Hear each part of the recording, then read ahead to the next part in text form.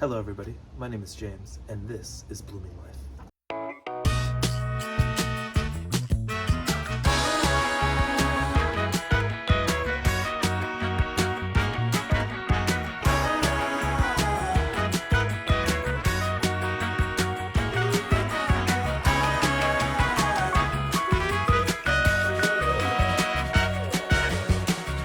All right, YouTubers, this is the first video here. I have my little helper. She is gonna help me in the backyard and create cool stuff.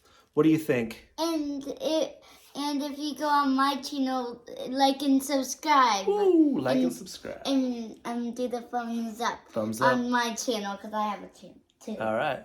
Well, let's see how we do the first video, and we'll see you there. Here we're going to show you kind of the tips and tricks of how to create a beautiful garden where you can come out, relax after a stressful day at work, or just, on the weekends, just hang out and enjoy the beauty with your family and friends. The whole point of this is to create something where you can sit down and just enjoy an oasis away from all the noise or anything that's out there. All right, let's take a tour of the garden. These are the azalea, they're the bird eye. It's supposed to be fire red, but they've come out pretty pink, especially on camera. Those I think are awesome. It's not really part of the tropical theme, but it is so pretty and adds that extra color that I really, really love. So this is one of my favorite plants here. It's called the bird of paradise. Bird of paradise is my favorite because when I was very little, I went to Hawaii and I saw these in just its full glory, and it was just so pretty how it looked. It was very sharp but colorful and just so pretty with the surrounding area. So that's one of my favorite plants in the garden. The Majesty Palm is one of my favorites. I just love the way it looks. It adds that height and it adds that extra decadence to the garden. This tree right here is Tiger Eye. This is a blooming maple, so it's part of the maple family, and it has these beautiful lanterns that look like Japanese lanterns. So this is called several different things. I guess a Chinese lantern tree, a Japanese lantern tree, a blooming maple, or Tiger Eye. Now this part of the garden is the seating area. This is one of my favorite places. You have that Majesty fern, as well as the Tiger Eye. You get to sit down here, enjoy some company, and have a good time. Now the cushions are out because it's been pouring rain, and I haven't been actually able to clean this table yet. So maintenance of this garden. It's gonna be a very low maintenance type of garden. You kind of want things to overgrow a little bit. You do want to cut them back as needed so that they're not crowding other plants and allowing them to be, thriving.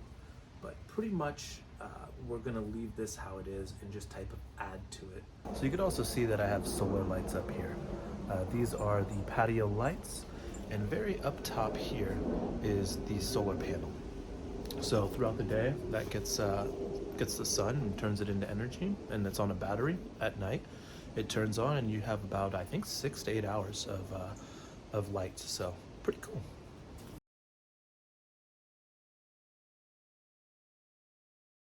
So now we're gonna go over a little bit of Q&A. I had a reader here. He said, how do you start a garden if you don't have a lot of space? Well, even if you don't have a lot of space, you could still start a garden. Plants don't take up a lot of room. They can have smaller plants. You can do succulents, cacti, or you can grow small fruits and vegetable or herbs. You could do this by, elevation, so you can grow vertically.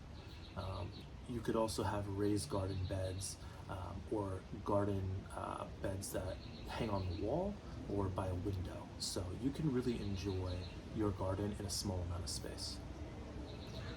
Another thing that you could also do is have indoor gardens. So if you have a nice picture window or a sliding glass area, you could put plants out there as long as they get some natural sunlight throughout that day.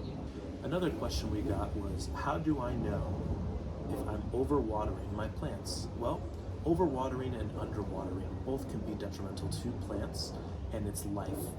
What you would like to do is make sure that the soil is moist. It also depends on the plant. So if some plants are more of water plants, they drink a lot of water. Where if you have the cacti variety, they take a lot less water. And so you don't need to water them as much. They're very drought tolerant. So it all depends. I think the best way to do it is you can Google search it. You could also look at the back of the pot when you're buying it from a store, and it'll tell you kind of the watering regimen that you would like. So this is actually one of my favorite plants in the garden. It is a fern. I call this the Santa Cruz fern because I saw this in Santa Cruz, the mountains. We took a drive when it snowed here in California, very rarely. But the cool part of that is, if you could see on the back of these leaves, you see the little orange dots. Let's see if we can do that. You can see a little bit of those orange dots. Those are spores. So those spores drop into the earth and the soil, and they just create a new fern. So this is one of my favorite ferns. So there you have it, everybody. I have so much fun making these videos and just kind of building this garden up from scratch. I love it, and I hope you guys too. So if you like what you see, like and subscribe, and we'll see you at the next one. Thanks.